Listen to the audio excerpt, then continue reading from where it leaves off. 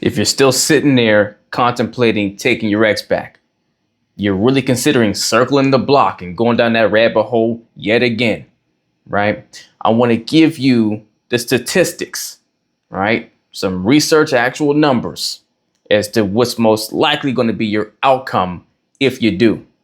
And to put the icing on the cake, this goes especially for all of you out there that are considering taking your ex back after they've had a rebound relationship. Now, anyone that knows me or follows my content understands that I rarely to never condone taking your ex back. Not because they're now this bad person now, right? Or that they're just, outcast member now, right? Or like they're the enemy now or something like that. Not at all. It's simply for the fact that usually the reasons that led you to that breakup in the first place, the issues, the problems, and so forth, will still be there when they come back, right? The likelihood that you both have done the growth you need to do to make it work the second time around rarely has happened. The likelihood that you'll come to this new solution that you didn't come to before for the same conflict issues you had before, it's just not likely to be the case, right? So it's almost like setting yourself up for failure again after you've had some time to let the, pain and sting die down from the past situation when you guys were together, and all the painful moments and things you went through are not as vivid in your mind, and your brain is locked onto all the stuff you feel like you're losing, how much you missed them and miss having someone and all that. And it gets you really ramped up to go back into a situation that's going to lead to the same result over and over again. But don't take my word for it. The statistics show that only about 32% of exes that break up even get back together in the first place. Why? Because of some of the reasons I just described. They can't get on the same page. They can't, resolve their differences. They can't come to a safe space of feeling reassured that they're not going to deal with the same thing they dealt with the first time around. One person's not willing to give a little or to get a little, right? Or they're not willing to take accountability, one or both people, or they can't seem to, find that trust to even go back into the equation the right way. So out of all those exes out there to try to do this, only 32% actually wind up getting back together. But then comes the next tier of concern. Out of that 32% that make it back together, right? Only 18% makes it to about a year or longer, right? 18% out of all of them actually makes it to around a year. Now, no one's saying that's a healthy year. No one's saying that's a harmonious year. And I'm pretty sure if the statistics would have shown that that relationship would have been a thriving year, right? It would have been documented for longer than just a year, right? So that hopefully tells you a lot about the likely success of a rekindling with someone from your past. Now, can it work? Absolutely. Anything can work. But will the components that are required to work for it to work out in a healthy way, will that all come aligned together? Most likely not. Because like I said to a client of mine that recently asked me a question on why it wouldn't work or why that wouldn't possibly be the case, is it's not even a matter of you and your ex coming back together or still having issues, right? It's more of a matter of if you guys found each other in the first place and had an unhealthy relationship the first time around, it's most likely because one or both of you, no, I'm going to say both of you, not even one or both, you attract what you're in harmony with. So you both had something unhealthy going on in your process, which means you weren't the healthiest version of yourself that you needed to be for a healthy relationship to work in the first place. So if you guys found each other then, it didn't work out because you both weren't healthy enough to make it work out. And so now at this stage in your life, if you've gotten to be healthy now, you are healthy, healed, and whole, you are as healthy as you need to be for a healthy relationship to thrive, and they've done the same thing, then now it's less likely that you both still fit each other for the new versions of yourselves that you are today. See, we attract what we're in harmony with. So when you're in a certain unhealthy space, you attract someone in that same kind of space or that version of you. But once you've gone through doing a transformation, right, do the work and you become a lot healthier and healed and so forth, you're usually not going to fit your ex anymore, and you're not going to fit them, right? Or you're not going to fit your ex and they won't fit you. There we go. That's a better way to say it. To where those gaps and void spaces that you had when you were the unhealthy version of yourself, they no longer feel and fit. You're not drawn to them the same way because you don't require the same things, because you've changed into what's more ideal to your true self.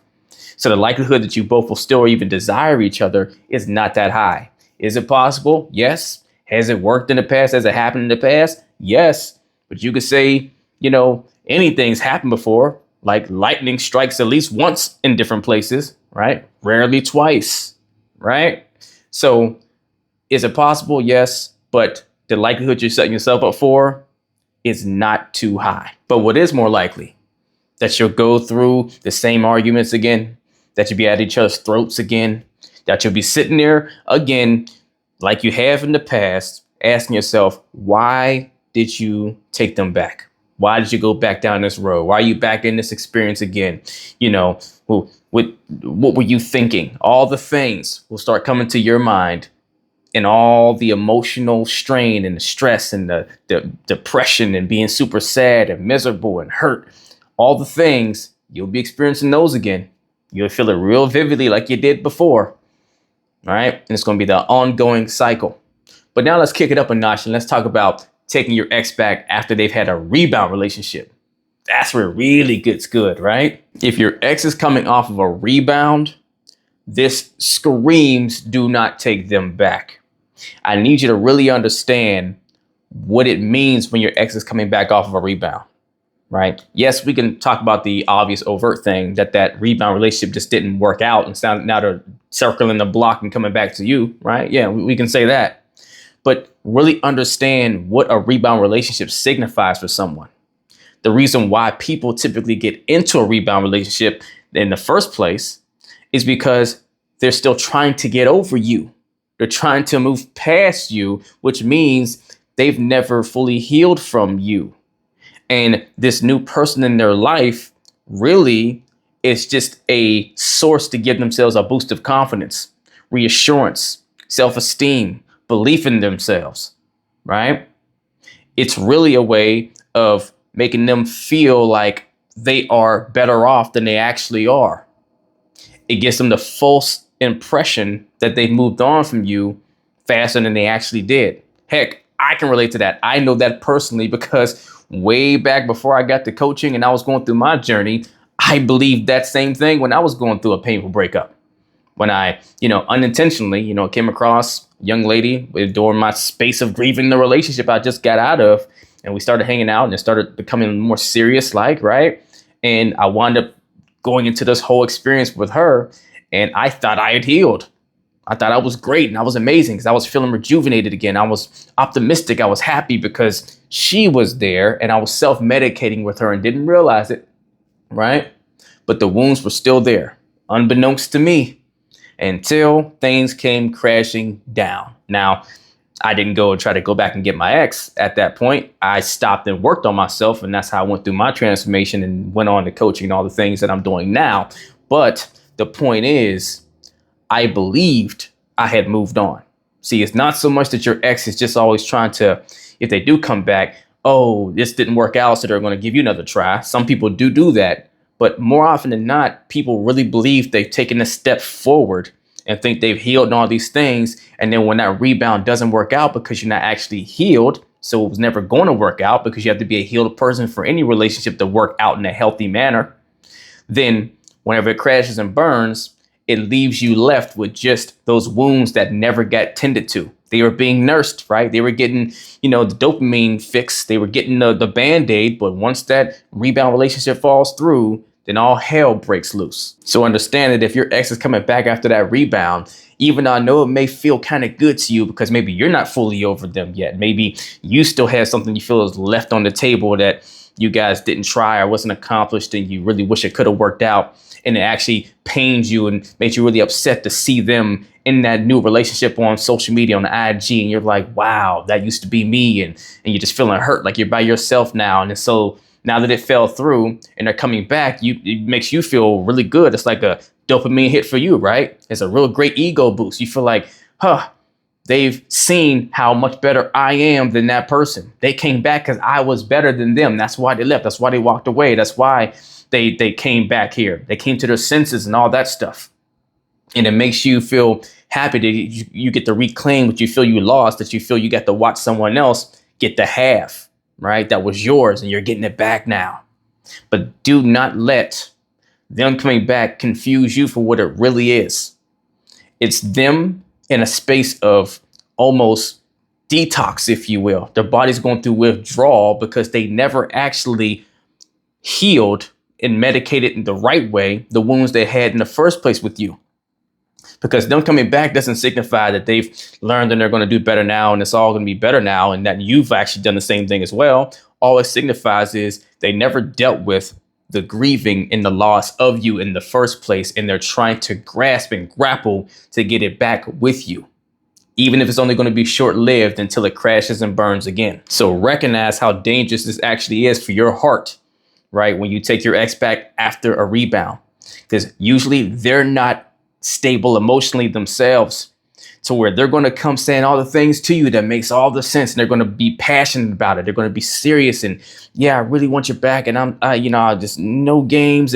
And they actually believe it. That's the piece. This is where it can be dangerous and why you have to have better discernment. See through the passion on the surface and make sense of it tangibly and technically and practically to the journey, right? Got to ask yourself, since I broke up with them, when have they gone through the space or time to actually heal and mend? Like maybe I had to start doing. Maybe you was spending this time being single, trying to heal your wounds. What have they been doing if they've been just pouring into someone else? They've never dealt with it. So where, yes, it seems all passionate and amazing, like an amazing love story coming full circle on the surface, what it really winds up being is them just trying to avoid dealing with their pain. That's all it is. And their mind is built to do the same thing yours is. Avoid pain, avoid fear, avoid displeasure, because that can equate to you not being here, you being harmed. So their brain is convincing them to go back and get their source. If they lost that rebound person, then that rebound person didn't have enough time to build enough of a deep enough connection with anyways, and it wasn't meant to work, they're going to go back to what's most familiar to them, which is you, because they probably have more time and a journey established with you. So now here they come trying to balance out their hormones again, right? Subconsciously. Because whenever you go on that rebound, you get that dopamine and that oxytocin hit, right? It gets you boosted way up here because they feel the loss of that whenever you're not in their life anymore. So now this rebound person gives them a sense of security to feel that again. That dopamine, that oxytocin is running high. And the moment that fails and falls through, they're brought back to reality of the wounds that were never addressed. And that dopamine and oxytocin drop significantly. Withdrawal stage. Then all the cortisol starts kicking in, right? To where their stress is going through the roof. And they're feeling the pain and the strain and the depression and, I'm by myself again, all the stuff. And then what's their brain do? Its job. It tries to help them save themselves. And it gives them something, someone, you, to go back to actually feel that sense of security again. Get that familiarity, that boost. Get your oxytocin and dopamine hit again. Get those hormones back up because we don't like dealing with the stress hormones too much, right? And so then you become the primary focus and the brain does what it's supposed to do and gives them all the reasons and why it makes sense to come back and get you. Why it can work out, why there's no reason why you guys couldn't have figured this out the first time around. Now, if we just do it this way, this time it'd be different. And it tells them, oh, we're going to be so much better now. I'm going to show up and I'm going to be great. I'm not going to do the stuff I used to do before. This is going to be the best thing this time. We're going to make it work. This is the time we do it. But the big piece is they never get clear on, okay, what's the actual action steps I need to do to change my role and what happened last time? What was my role? What was the issue? What do I need to do to change it? And let me start practicing doing that already now. What kind of communication things needs to happen? What on their end, i.e. your end, in their eyes, did you do wrong that they need to have addressed? Did they have issues with you that they need to hear from you before they move back into a committed situation with you? They're not saying all that. They're just coming back to you saying, let's give it another go. Now, just let that past be behind us. Let's focus on the future and what's moving forward, right? Let's be happy together, all the stuff. And because your heartstrings craves connection too, because you're a human being as well, you start considering it. You start entertaining it. They're familiar to you just like you are to them. And then you wind up accepting and committing, recommitting again to a person that's not meant for you because they haven't done the work and maybe you haven't either to work together. So if you're struggling with the painful breakup, right, and not taking your ex back, especially after they come off of a rebound and now they're checking for you again, so you don't want them getting hurt deeply again, then email or DM me the word coaching and we'll get to work as long as you're truly ready to put that work in. If you're not ready for one-on-one coaching, don't have the time or the space, then email or DM me the word revival to join my Relationship Revival Hub community, where you can learn the same things I teach my clients one-on-one at your own pace, on your own time. Either way, do something to get in the race. Let's get it.